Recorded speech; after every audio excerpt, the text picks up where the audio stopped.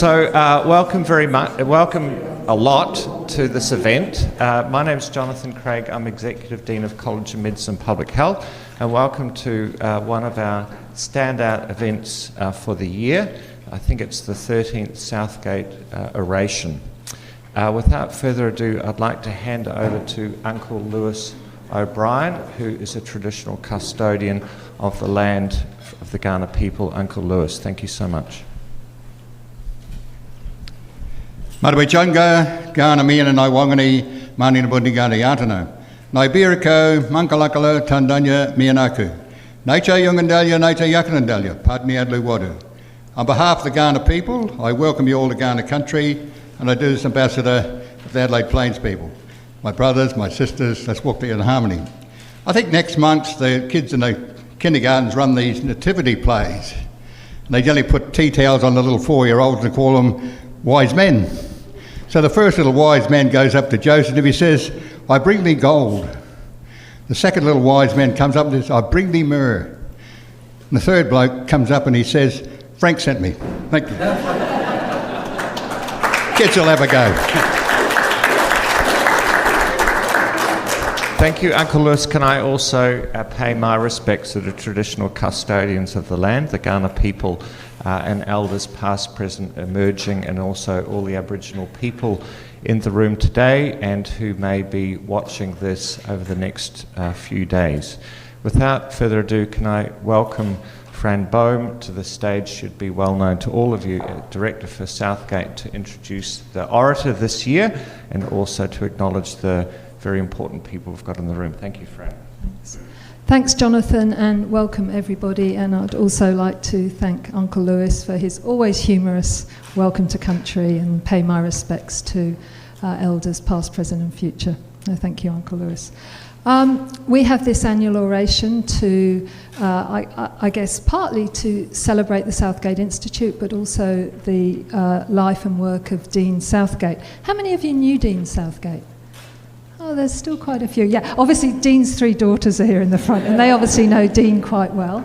And Anthony Radford, who I'll acknowledge as one of our elders who worked very closely, obviously, with Dean in the then Department of Primary Care and Community Medicine, until Dean's untimely death in 1991, when he was then head of that department. And I think the amazing thing about Dean is that he was involved as a general practitioner, he was involved in the community health movement, he was involved in the Service to Youth Council, and he was involved in occupational medicine. He worked in an area where there was a lot of light industry, and he used to be an advisor down at Lonsdale to the oil refinery there. So he really, when we talk about what is comprehensive primary health care, I often think of Dean Southgate because he really put that into practice. And he and I were both inaugural board members of the Noarlunga Health Service, and of course in the 1990s that service was recognised around the world for its Healthy Cities movement, its injury prevention and so on. So it's very fitting that in the Southgate Institute we really continue that tradition of looking at a sort of comprehensive approach to health and looking at a very much a community embedded approach to health. And I guess that's why we're so interested in the topic of this oration, which is, are humans smart enough to avoid making themselves extinct? Since Peter told me that was going to be his theme, I knew it would be about climate change. I wasn't exactly sure how he'd phrase it. We have been pestering him to say, well, what's the answer, Peter? And so far he hasn't told us. So with no further ado, I'll welcome Peter and we'll get to hear the answer to his question. Thank you.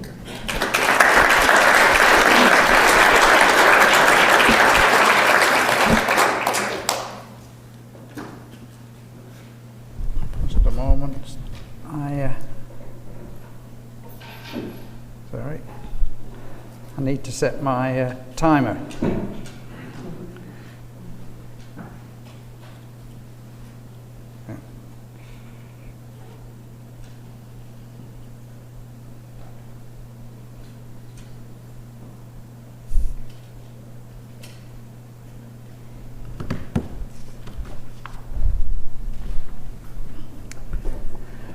Thank you very much indeed. Thank you, Jonathan and Fran, for the introduction and for the very kind invitation to deliver this oration. It is indeed a tremendous honour and privilege to give it, and to be associated with the very distinguished predecessors. I'd also like to thank Flinders University, in particular my longtime friend and comrade and colleague Fran Baum for the honour. I think Flinders and Fran are to be congratulated for the service they've done to health and equity by establishing the oration. Also pay my respect to the late Dean Southgate and say how delightful it is to have 3 of his daughters here today. Thank you very much indeed for coming. And also thank you, Uncle Lewis, for the welcome to country. And in addition to personally acknowledging the traditional owners of this land, I'd like to pay my respects to oppressed people everywhere. So, are humans smart enough to making themselves extinct, smart enough to avoid making themselves extinct? And here I just pay credit to the Dutch ethologist Frans de Waal for the title. It was inspired by his book, Are We Smart Enough to Know How Smart Animals Are?, which I recommend as a good read. Now, I imagine that most of you will surmise that the oration is going to be about climate change, and you're correct, but it's not about the science of climate change, although I have to introduce that, and it's not about the health effects of climate change. My intention is to examine how we got ourselves into the awful mess that we're in at the moment, how we might get ourselves out of it, and then give my thoughts on how likely we are to keep global warming within relatively safe limits. I must warn you now that I finished by providing no recommended strategies to combat climate change, no path forward, no great hope of avoiding catastrophic climate change. In brief, no happy ending. The human race, in my view, is in a desperate situation brought about by hubris, and there's no St. Joan, no Harry Potter, and there's no Ben Stokes coming to save us. All I can offer at the end are a few principles which I believe will need to underpin any adequate, though I believe unlikely, adequate response to the situation. First, though, how is it that 3 years into retirement I spend most of my time on climate activism? Since 15 I've been a socialist.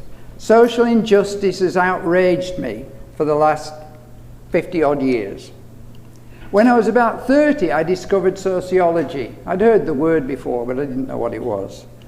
And socialism and sociology are the 2 pillars in which I stand to view the world, and provide me with the very firm belief that humanity's achievements stem from our capacity for cooperation, altruism, and reciprocity, not, as many would have us believe, competition, conflict, and winner-take-all.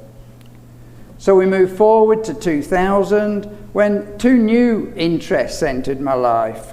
The awareness that global warming might wipe out humanity, and the expansion of my professional interest to include the effects of the built environment, town planning, whatever, on human health.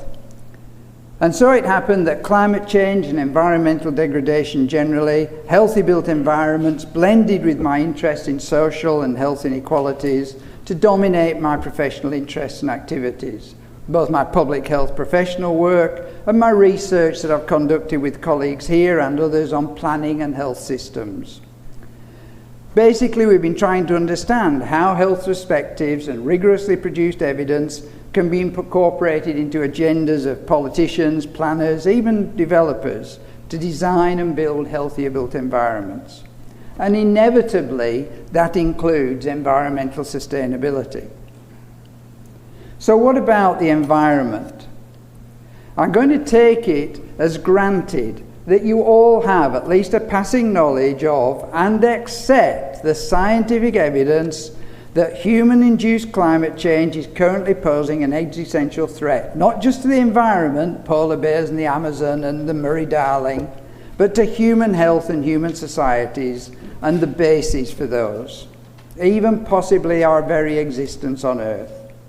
I'm going to assume that you accept as the scientific evidence accumulates, it only gets stronger, and it's becoming clear that things are happening more quickly and more strongly than were predicted only a few years ago. that the cause of all this is principally the burning of fossil fuels, principally carbon dioxide, but also methane and others, and that these are continuing to rise, and that once up in the atmosphere they remain there for hundreds and thousands of years and will continue to have an effect. I'm assuming that you know that over the last 200 years, since the start of the Industrial Revolution and the burning of coal on an industrial scale, the average global temperature has already increased by 1 degree centigrade. And the effects of this are being felt across the world, including in Australia. Melting polar ice sheets, melting sea ice, melting permafrost and glaciers, sea level rise, ocean acidification, more extreme weather events, and on human health. I think most people probably understand that for any limit we might want to impose on global warming that we think might be safe, there's a carbon budget that provides a best estimate of the total amount of carbon and other greenhouse gases that we can put into the air and still stay under that limit. And that carbon budget tells us how much of it we've already spent and how much we can still spend, how much more we can put up there and stay under 1.5 or 2 or 4 degrees. I'm sure most of you are aware of the Paris Agreement, and it was a tremendous diplomatic success. But in terms of tackling climate change, it's so far been a failure. The commitments that countries have made will limit global warming probably to no less than 4 degrees centigrade this century, and countries aren't even honouring their commitments. It's a fig leaf concealing a pretty limp response. The idea that was around the Paris Agreement that 2 degrees of warming was safe has now been shot out of the water. 2 degrees of warming is far from safe. 1.5 degree of warming will be much worse than things are now. There is no safe level. But we need to keep warming as low as possible because that will be as safe as possible. But there is no safe level. What also needs to be understood is that to limit global warming to this not safe 2 degrees, we need to peak greenhouse gas emissions by 2020. Sorry, 2020? Next year. And they're still rising. And that to reach zero net carbon by 2050, we then need to reduce emissions by about 10% a year for the next 2 or 3 decades. Emissions are still going up, but to even stay under 2 degrees, we need to reduce them at 10% a year. This is an unprecedented change. That's what's being asked. Rich countries need to do it even quicker than that. They all say 2050. Rich countries like Australia should be doing it by 2040 to give poorer countries the chance to develop their economies and their social development up to the level of the West that's done it on the basis of fossil fuels. It's a legitimate expectation and right that developing countries will be allowed to achieve the same level of standard of living as the West. Most people accept the evidence these days, and most people want government action. I'm assuming you know most of that, so I'm not going to present evidence for any of that. I personally believe that humanity has the resources, has the technology, has the intelligence, and most of us have the desire to tackle climate change. What we lack is political will. By that I don't just mean politicians, I mean politics in the general sense. We lack political will. And to introduce the sort of conclusion of my oration, we lack 2 fundamental tools that we must have if we're going to tackle climate change. One is an economic system that will allow us to do it adequately, that can deliver a carbon-free society, and the other is a collective decision-making system that would allow us to make the decisions necessary if we had an appropriate economy with the tools. So I think most of you probably accept most of that, albeit with some quibbles here and there, and so I'm going to proceed. So my synopsis presents a dire picture for humanity and for the many other species we share Earth with. But I do just want to briefly discuss 4 other issues, 4 of many, that actually make the situation a lot worse than I've already painted, and that people perhaps aren't quite so aware of. I want to talk about probabilities in relation to carbon budgets, positive feedback mechanisms, planetary boundaries, and social inequality. Very quickly. First, probabilities. Carbon budgets have been worked out on how much carbon dioxide and other gases we can pump into the atmosphere and still stay under 2 degrees or 1.5 degrees or whatever. But what's not well understood by the public is that these budgets are not certainties. They're not like looking at your annual budget that I'm going to have $50,000 this year, this is what I can spend it on. They're based on probabilities. So, for instance, roughly, if we put another 200 gigatons of carbon dioxide into the atmosphere, we have a 50% chance of staying under 1.5 degrees. So the problem is not that budgets lack certainty, but that mostly, these are the ones promoted by the United Nations and our own nation, mostly they're frighteningly low probability of success, of keeping warming under our chosen level of 1.5 or 2 degrees. Usually a 50% or a 66% chance. You wouldn't board a plane across the road if you only expected to get to your destination successfully 1 in 2 or 2 in 3 times, would you? But that's what we're banking on when we come to probabilities and carbon budgets. Not great. Secondly, talking about positive feedbacks. As global warming advances, changes occur in the Earth's natural systems that increase warming further. Positive feedbacks, vicious cycles. 2 quick examples. As the atmosphere and the oceans warm, polar sea ice melts. It melts, it reveals sea. Ice is white, reflects lots of light. Sea is dark, absorbs lots of light, absorbs lots of heat, the sun's energy. So as the sea ice recedes and the sea is exposed, more of the sun's energy is absorbed by the sea. What happens? We're increasing global warming. Secondly, to talk about permafrost. As the air warms, the permafrost in the northern hemisphere thaws. Permafrost has lots of methane and carbon dioxide in it. As it thaws, these are released into the atmosphere. They've been locked underground up to now. More carbon dioxide, more methane in the atmosphere, more global warming. So in both cases, sea ice and permafrost, we have a vicious cycle. More heat absorbed, more carbon dioxide in the air, more warming, melts more ice, melts more permafrost, more warming. Goes on and on.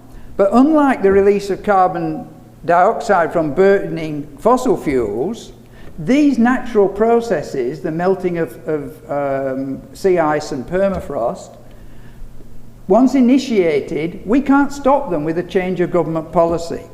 They'll just roll on and on. Third, while climate change is, in my view, the most urgent threat facing humanity, it's not the only one.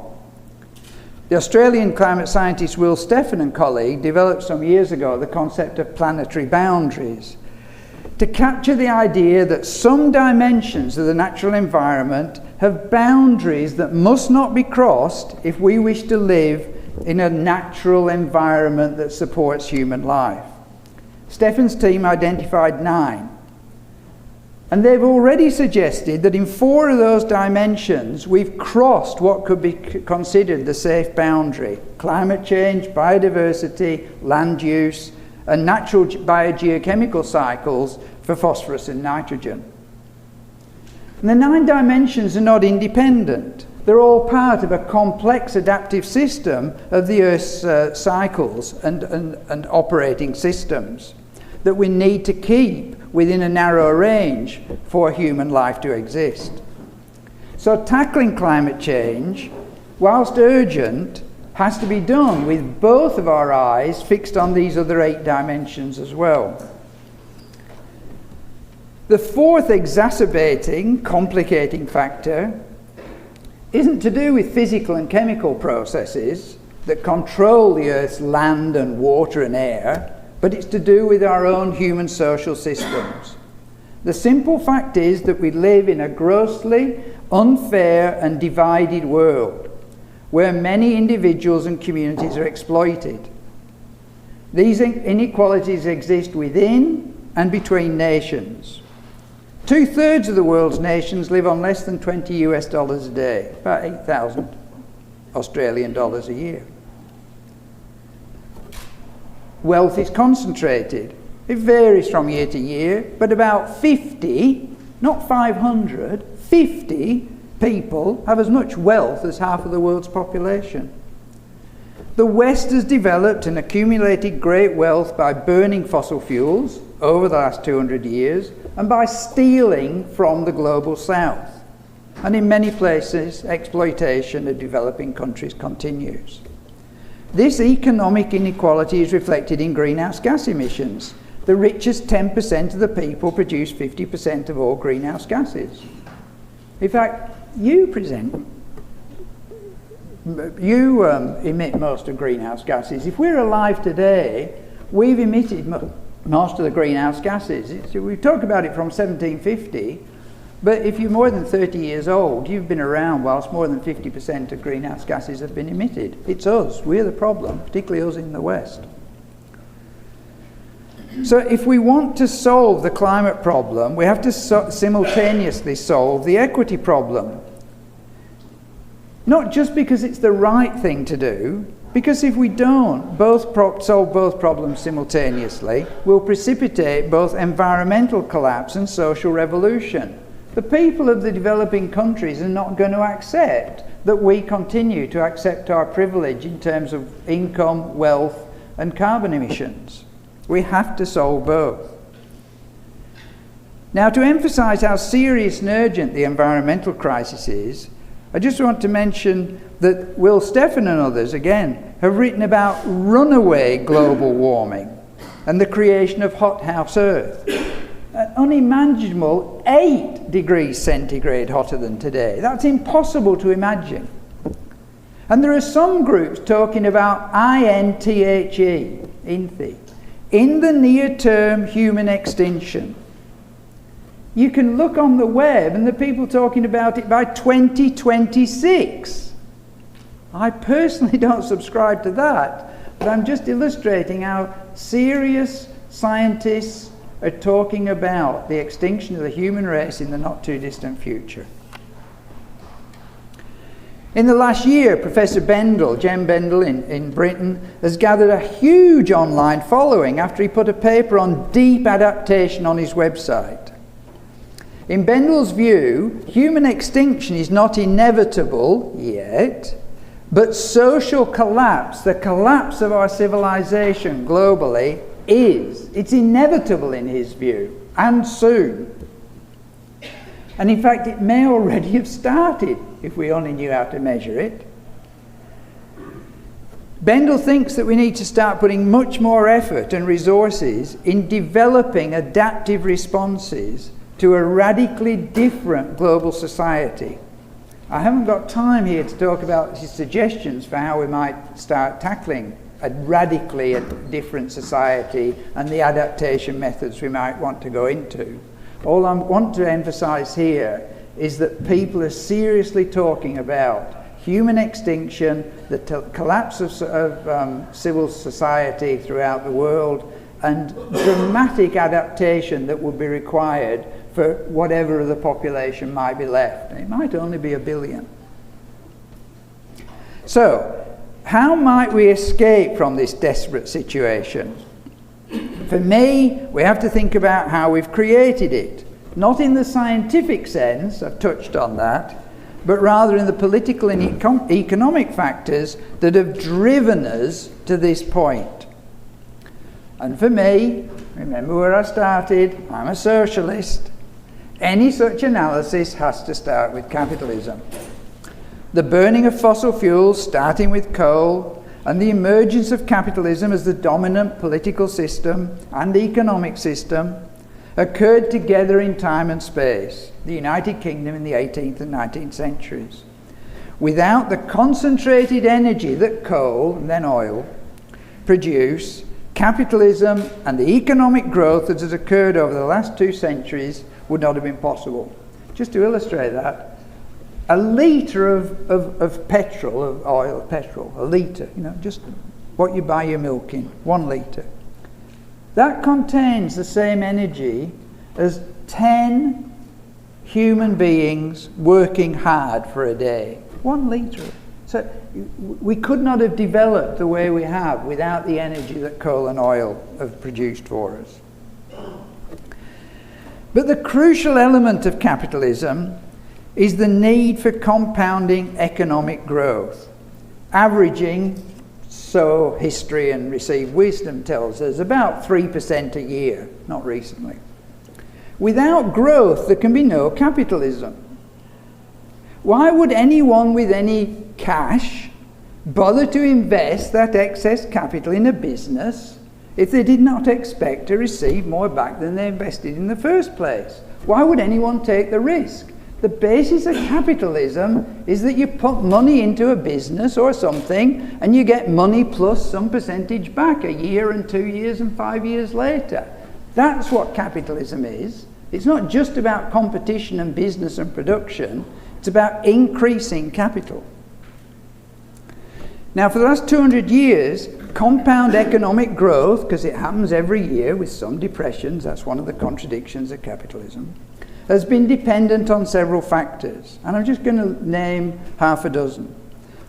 They're pretty obvious, but they need drawing out. The consumption of finite natural resources to produce commodities that people want, or pass over what creates wants.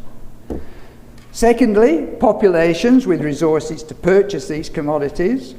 Henry Ford had that right, pay his workers enough so they could buy his cars. A complete failure to handle the waste products of production and consumption in an environmentally and economically and socially responsible manner. The exploitation of waged labour and colonies. The use of state power, sometimes physical, to facilitate, legitimate the conditions necessary for capitalism's success and ever-advancing technology. All of these elements are important in creating the environmental and social problems we face today.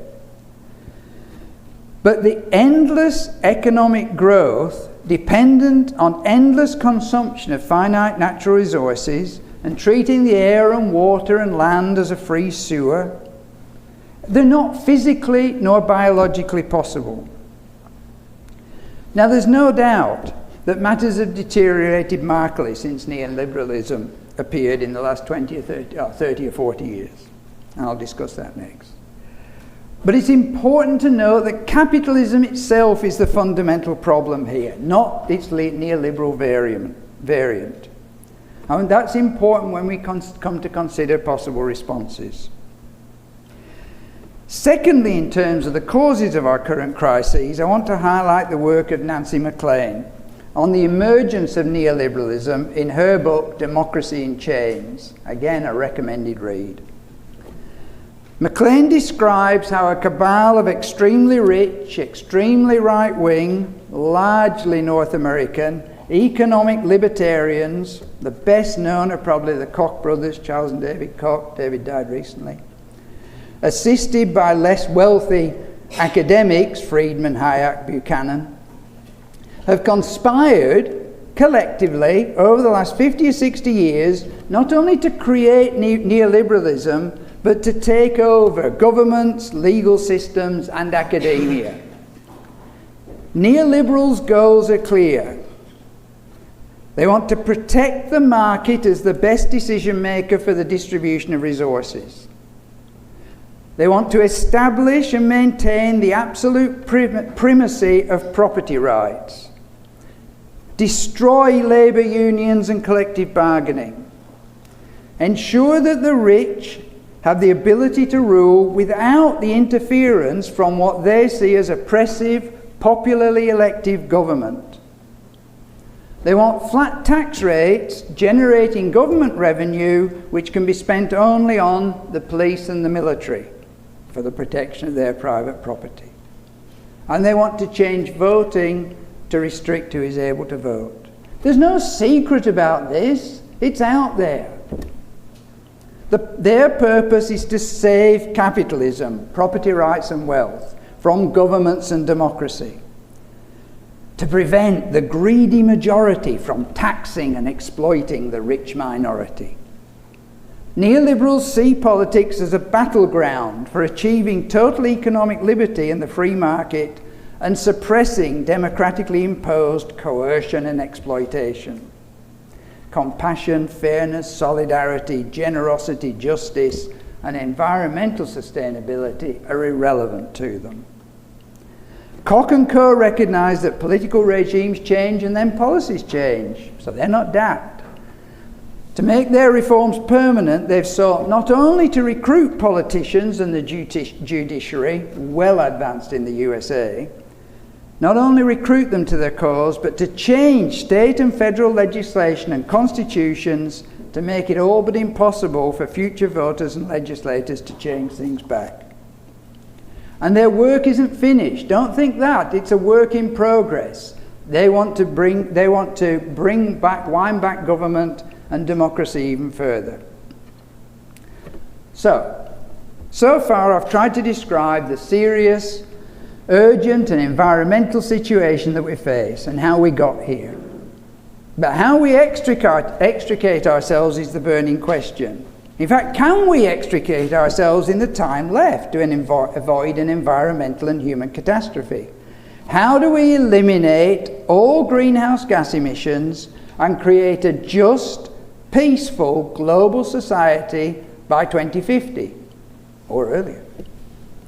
And believe me, there's no shortage of suggestions when it comes to combating climate change. I got a list of them here. Cap and trade, carbon credits, phasing out coal and oil and gas, 100% renewable energy, stop deforestation, plant more trees, stop eating meat, become vegan, stop flying, more public transport, nuclear energy, carbon capture and storage, hydrogen power, geoengineering, kelp forest, it goes on and on and on. Sustainable buildings, electric vehicles, Green New Deal, green capitalism, circular economy. Don't forget equity and just transition. I haven't really touched on any of those. Now, I don't dispute that most of the proposed actions have some merit. I don't support nuclear and I don't support geoengineering. But I want to take a more strategic view of the choices available to us. And to try to make sense of this vast array of proposed strategies and policies, I want to present three ideal approaches or scenarios which can be summarised as business as usual, green capitalism, and eco-socialism. Excuse me a moment.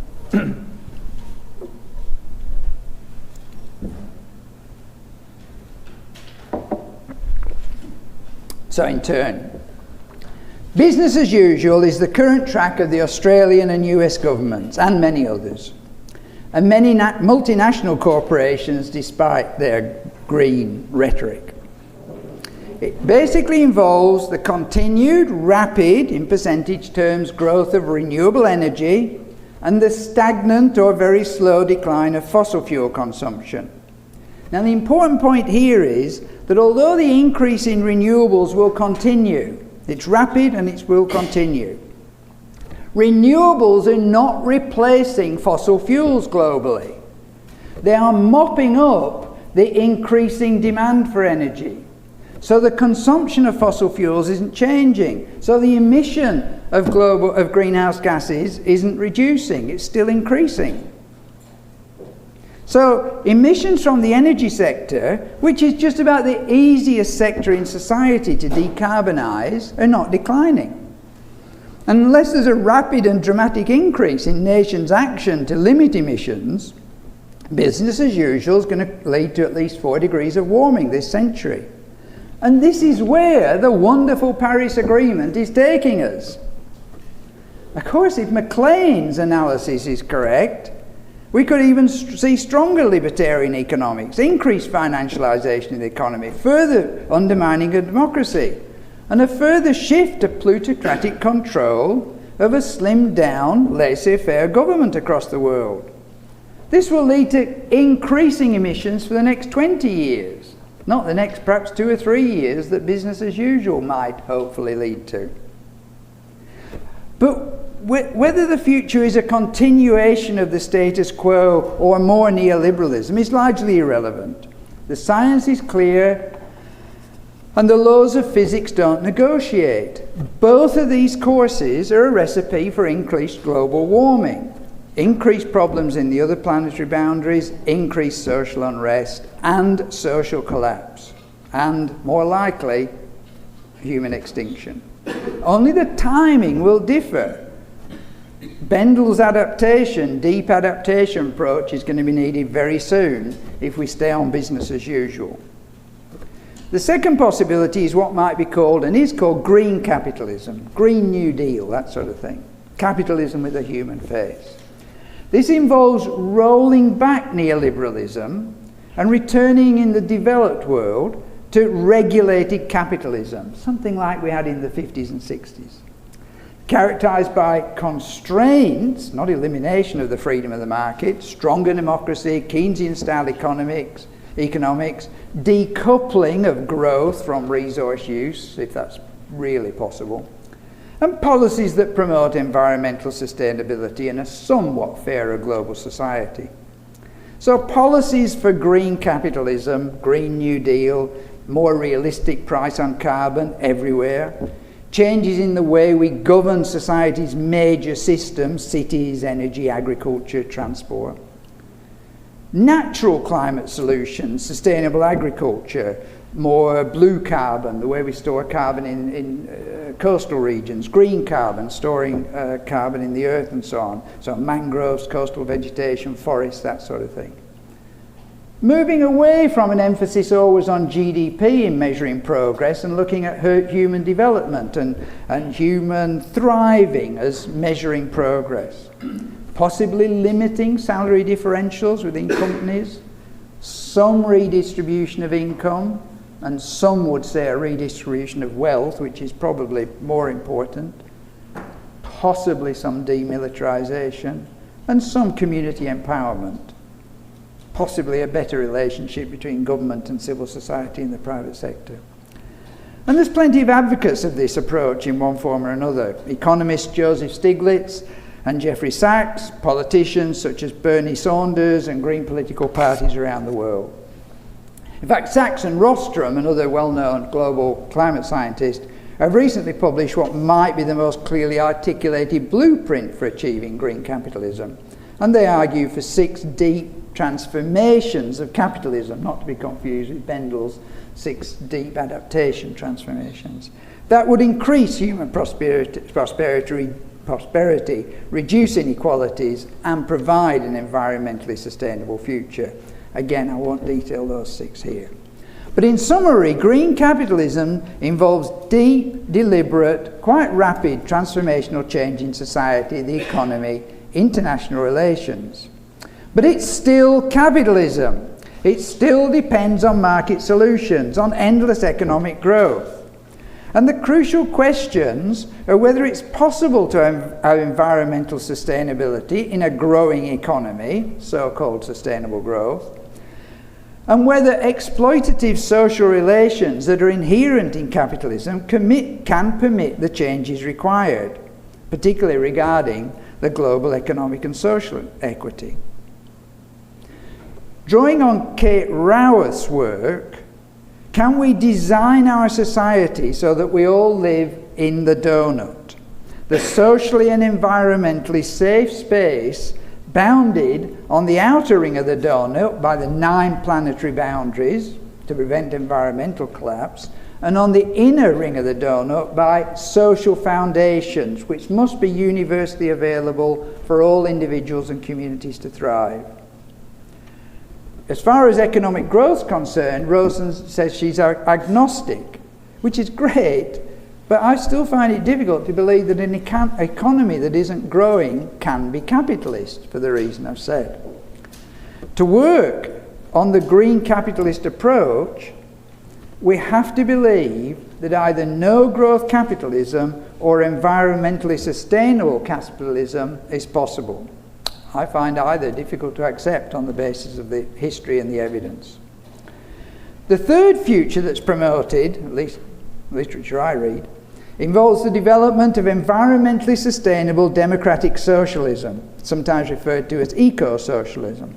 The starting points for this is that capitalism has got us into this mess. How likely is it that it can get us out of it?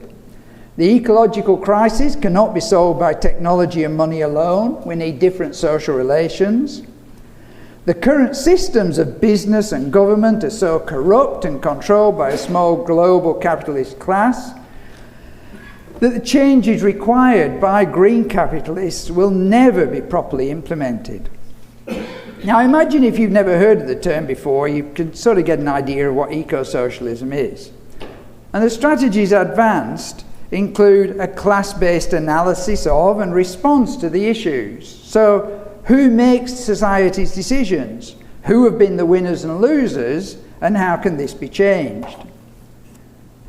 The sorts of strategies that might be proposed are nationalisation and then phase out of fossil fuel industries. This isn't as outrageous financially as it sounds, actually, and is important because, of course, many of us have money in super funds that invest in these industries, and it's actually reasonably doable financially, that. Phasing out of all polluting industries, some formal central planning of the economy, particularly to achieve a steady state or no growth economy, not capitalist, remember. Centrally planned works programs around energy and the environment, a limited role for regulated markets for small operators and collectives, and universal basic services, jobs, healthcare, income guarantee, and truly democratic control of government and industries. That's the sort of thing that eco-socialism proposes. Now, I'm attracted to eco-socialism, but there are two unanswered questions for me. Have we got any evidence that its tools are any better than green capitalism for delivering environmental sustainability and equity? And is there a viable route from our current neoliberal capitalism to eco-socialism? That's really difficult to see. So, why have I asked you to accompany me on this review of the environmental and social disasters facing 21st century civilization?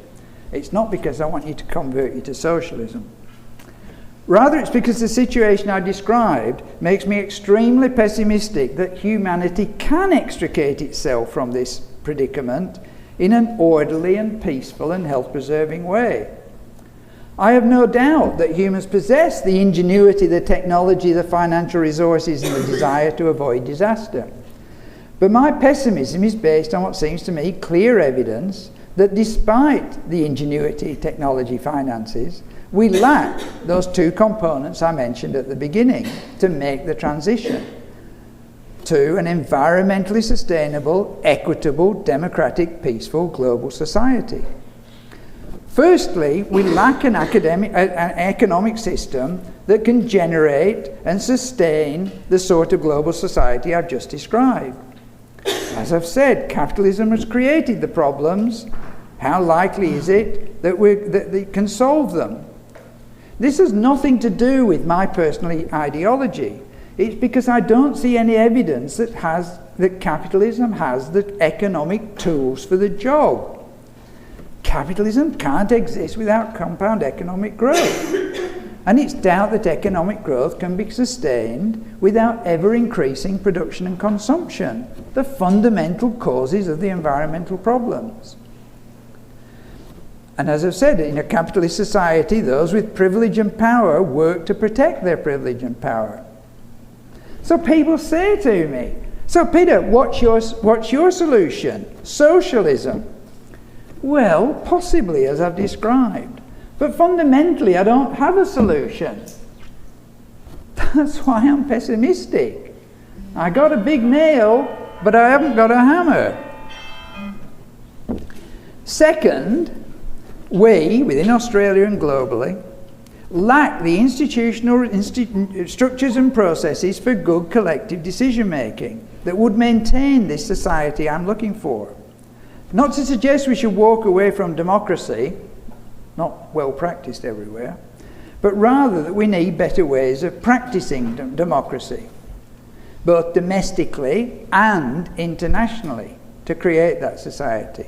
But again, I see no prospect of producing a system that will allow us to make better collective decisions within the very limited time frame required to avoid environmental and social catastrophe. Pessimism looks like an absolutely rational response to me in the current situation. So to conclude, we're already experiencing serious environmental and social consequences of human-induced climate change, and we're facing an imminent global environmental collapse that threatens human civilization, possibly existence. We've done little over the last 30 years to combat the fundamental problem of rising greenhouse gas emissions, and we have no economic system with the tools to produce a zero-carbon society. We have no way of collectively making the necessary decisions to prevent disaster, even if we did have the economic tools. And even if we had both, there are powerful entrenched groups opposing any serious change. So to answer the question in my title, they all say at last, we have the technology, we have the funds, we have the will to prevent disaster. In theory, we have the intelligence. But in practice, I just don't see any evidence that we're smart enough to avoid extinction. I think that's where we're probably heading. But unlikely as salvation seems, can't give up yet. There's still a small hope. Now, I don't favour any particular approach or policies, but I think there are some general principles that have to underpin any responses of how we're going to get to this safe, environmentally sustainable, peaceful society. 3 principles. Humanity needs a new relationship with the natural world. One that recognises that human civilization has existed only for the last 12,000 years when we've had a very stable global climate. For humanity to continue to exist, we must recognise and protect the interrelatedness of all living species and humanity's dependence on the organic and inorganic natural environment. We must live with, not on, the natural world. Secondly, human beings need to develop new relationships with each other, including future generations. Relationships that are mutually respectful, equitable, not exploitative, and non-violent. Relationships that allow all individuals and all societies to flourish and live in harmony, now and in the future. And third, climate activists and environmental activists generally must work with activists in the social and political spheres. Their goals are all the same. And if you permit me, I'm going to make 3 suggestions for what you can do personally if you want to fuel this guttering flame of hope. The first is get to know the enemy. Governments and companies don't make decisions. Individuals make decisions. Find out who they are and make life difficult for them. Power is never given away, it has to be taken. And remember, for all those people who talk about take your time, it needs to be done progressively, everyone needs to get something out of this, there's no such thing as a win-win revolution. There are going to be losers, and it needs to be the people who have been winners for the last 200 years. Secondly, reject passivity and join the troublemakers. They're currently our only hope. When we hear ScoMo and others talking about the silent majority and the quiet Australians and we've got your back, they're just trying to keep you quiet. They're protecting the powerful. Join the troublemakers. And if you can't join the troublemakers, even if you can, then fund the troublemakers, because they need every dollar they can get. Thank you.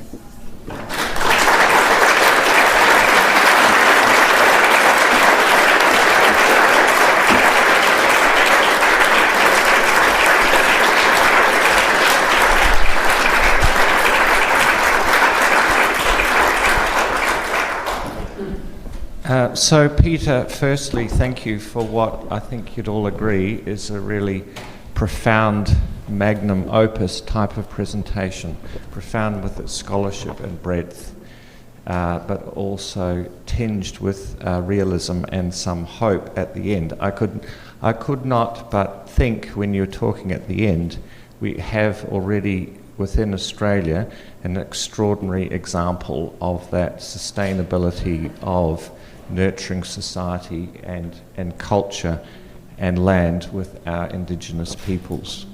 So Peter has kindly agreed to take questions from the audience, and we have some time for that.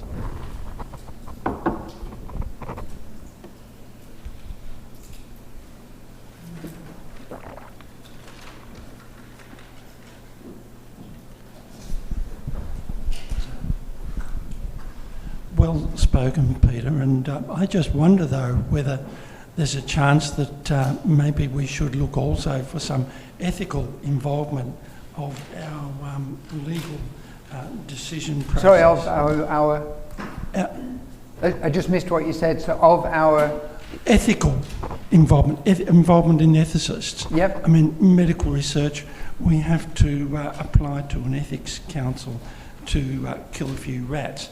And yet the world is being killed, and we don't have any ethicists really participating in defining any of the containment of the risks for our community.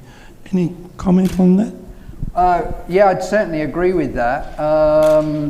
In actual fact, 2 years ago, Lynn, anyway, Lynn, my wife, UNESCO, isn't it? Or UNESCO released a short document, about 30 pages, of an ethical response to the environmental climate change crisis, which has been remarkably ignored as far as I can see.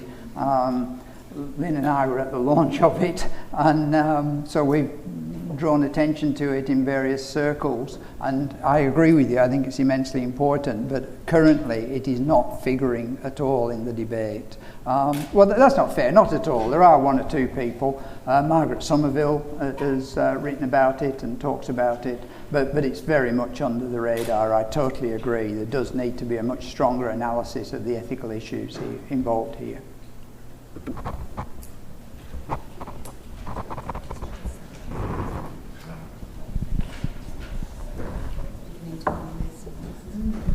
Thank you for your talk, Peter. It was very good, very well understood. 2 points here. Firstly, do you not think, unfortunately, that in this audience here you are talking to the converted? And secondly, would you please like to comment on my heresy that of thermonuclear energy, particularly a thorium thermonuclear energy? Yeah, I appreciate that. I think probably most people here accept the first part of my talk where I just quickly ran through the issues. In terms of nuclear energy, I've got two issues with nuclear energy. One is we don't need it. We've got solar and wind and other forms of renewable energy. So why bother with the risk of nuclear energy? We don't need it. But the second is, it offers us no solution to our current problem. The problem we have is the next 10 or 20 years, when we have to dramatically reduce and eliminate emissions. Nuclear energy does not offer a solution in the next 10 or 20 years. It'll take that long to get nuclear plants up and running. So it doesn't offer us a solution. Just to talk about nuclear plants, and people say, well, what might the social collapse look like and how might it be manifest? There are actually about 450 nuclear plants operational in the world today. If we have a collapse of governance, if sewage systems collapse, water systems collapse, electricity systems collapse, people can't get to work, people stop going to work because they're focused on just finding the food to keep the family alive, some of these 450 are very quickly going to stop being properly serviced, and the major risk is that many of them will go into meltdown. That's one of the serious risks of social collapse, is all these 450 nuclear power stations. So I just don't see how it offers us a solution. Thanks, Peter. When you're talking about green capitalism, you kind of immediately think about Scandinavia. Sorry, I'm having difficulty with the mic. Sorry. Missed the first part. So I was just saying, when you're talking about green capitalism, you immediately think of the Scandinavian economies. As I would, my first part of the question is that kind of a model that you've got in mind when you're talking about green capitalism, or is that a kind of potentially feasible way of organising the economy in that context? And if it is, what would be the consequences of the whole world moving to that form of economy? So, the US changes to a Scandinavian form of economy. Would that move us it would move us in the right direction, but at a reasonable pace? The first thing I have to say is I don't know enough about the Scandinavian countries' responses to the environmental crisis. If anyone else does, I'm happy for people to comment on that. In terms of their economies, in terms of their political structures, the sort of social democracy, not democratic socialism that's practiced in the Scandinavian countries. And there's no doubt that inequalities are much, much less in the Scandinavian countries. So and yet they seem to thrive. So yes, that does seem to me to be viable from an economic and social point of view. As I say, I don't know enough about their response to the environmental issues and climate change to know whether they've got any adequate answers to that. But I go back to my general point, really, that it just doesn't seem to me that things like the Green New Deal in the USA really offer us a way forward. They offer an improvement and a slowing down, perhaps, of the problems, but ongoing emissions and ongoing inequalities. They're not really seeking to eliminate inequalities. They're just seeking to provide somewhat better social welfare, as far as I can see. So I don't really see green capitalism as either providing the solutions in the long term, but we haven't even got a long term, so I don't see them providing them in the short term. That said, would I rather continue as we are or implement green capitalism policies and Green New Deal policies? Then yeah, I'd rather we move towards Green New Deal, and you could make the argument that my question about how do we get from where we are to eco-socialism, if that's what you want to do, then it may be that Green New Deal is a stepping stone along the way. But is it the ultimate solution? It's not obvious to me that it's a solution either to the environmental crisis or to the global equity crisis. I think we've got time for one more question. Sorry, this might be quick because I think you've sort of just answered that. But you were pessimistic about the move, the rapidity of the move to eco-capitalism. Eco-socialism. Do you think that green capitalism might be a good stepping stone? And sorry, again, I'm sorry. Is it quick enough to buy us time? Do I think what, sorry? Do you think that green capitalism might be enough to buy us time while we move to another system? Oh, do I think it's probably not. No, I don't think it is. For two or three reasons. I mean, one, although it's got traction in the USA, particularly amongst the Democrats, although there are some Republicans who support action on climate change as well. Although it's got traction, it's difficult to imagine that even in the USA, anything approaching the Green New Deal manifesto would be implemented effectively within 5 years at the very least. The crisis is the next 18 months, really. Over the next 18 months, we've got various international forums at which the decisions must be made to dramatically reduce emissions. Now, I see no prospect of that happening, and that's why I'm pessimistic. But again, just to provide a measure of hope and realism, whilst 1.5 is not safe, whilst 2 is even less safe, the reality is that 3 degrees of warming is better than 3.5 degrees of warming, is better than 4 degrees of warming. I tend not to think about more than that because I don't think we know what will happen beyond that with all the positive feedbacks. But we must do whatever we can to limit the warming to as little as possible. If we can limit it to 1.5 or 1.6 by drastic action, that would be ideal. But if it keeps creeping up, that doesn't mean to say we just throw everything away. We say, well, 2.9 is better than 3. But the problem we get is that for every 0.1 of a degree that increases, it becomes more likely that one of these positive feedbacks or tipping points will occur when things just run away from us and we get 8 degrees. That's why I don't think we can talk about more than 4 degrees, because if we get to that, it'll just run away probably. And 8 degrees is unimaginable. It probably is incompatible. It is incompatible with anything like we understand of civilization today. Thank you. Thank you. Can I welcome to the stage the Honourable Reverend Dr. Lynn Arnold, AO, as Chair of the Don Dunstan Foundation. Thank you, Lynn.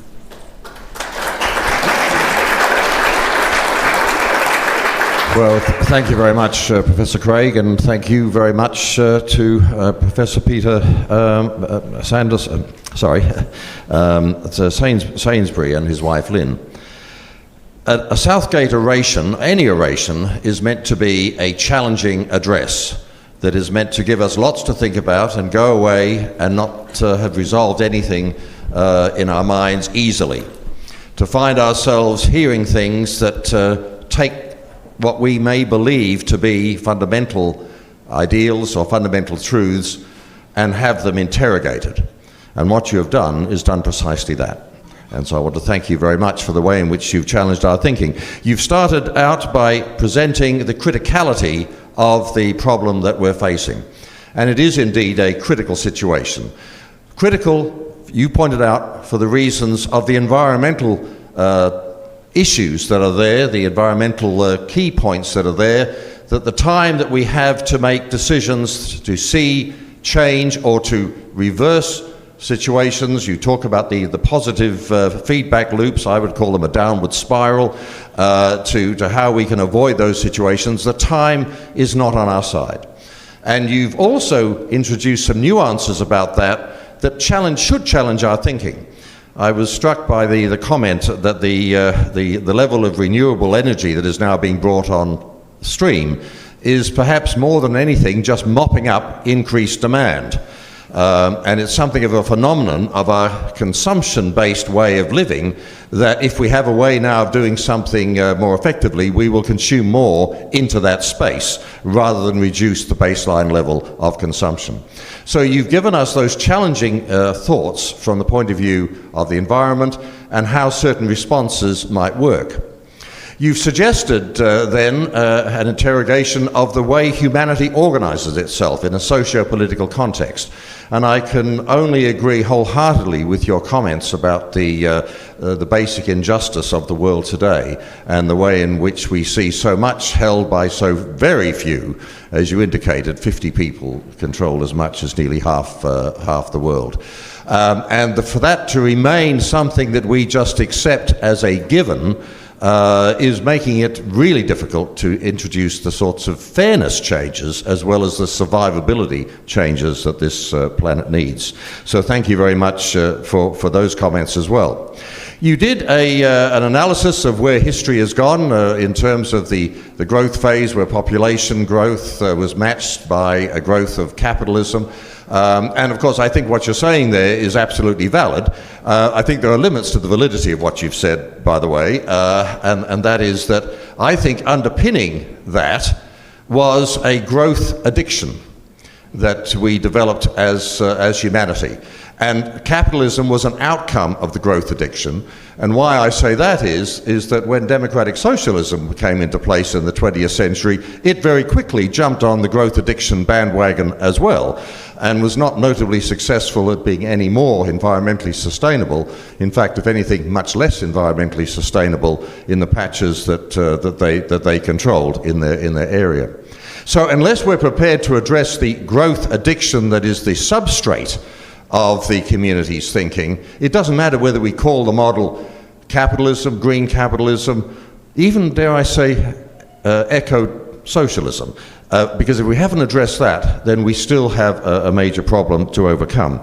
And that then brings down the issue of where does the individual sit in the process.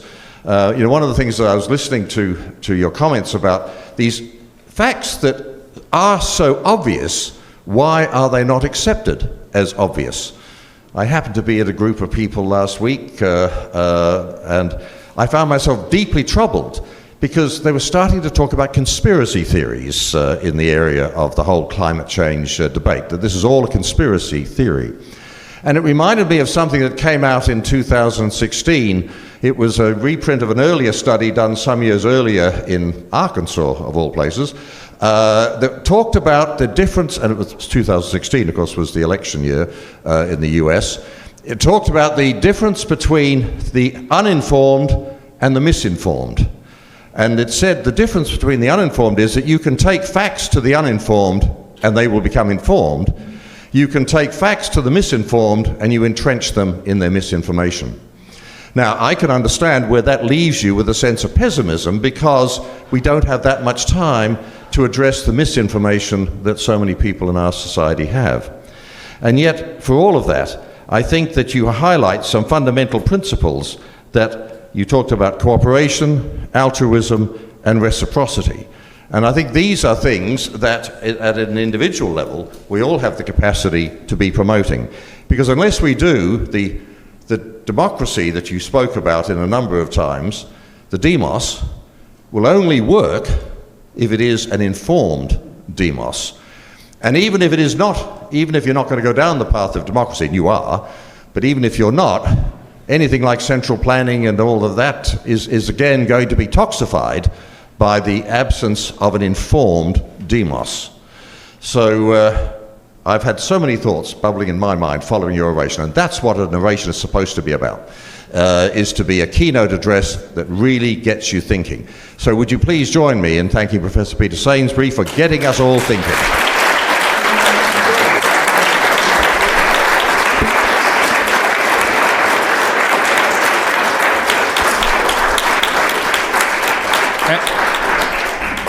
And he's a hard man to control, Peter, always has been. And to control to finish the proceedings, Peter, on behalf of the college and the university in Southgate, just a very small token of the contribution that you have made to all of us today. Thank you, Peter. Indeed. This is, I presume, a biography. It is indeed a biography. Don Dunstan. I look forward to reading it. Thank you very much indeed.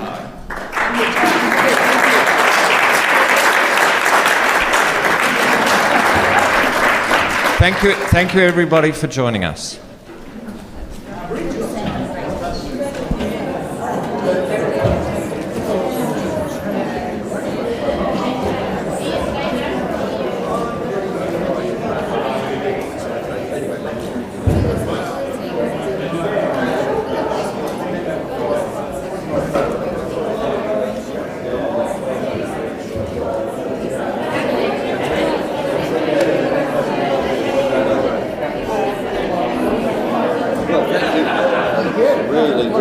Nice summary and commentary at the end.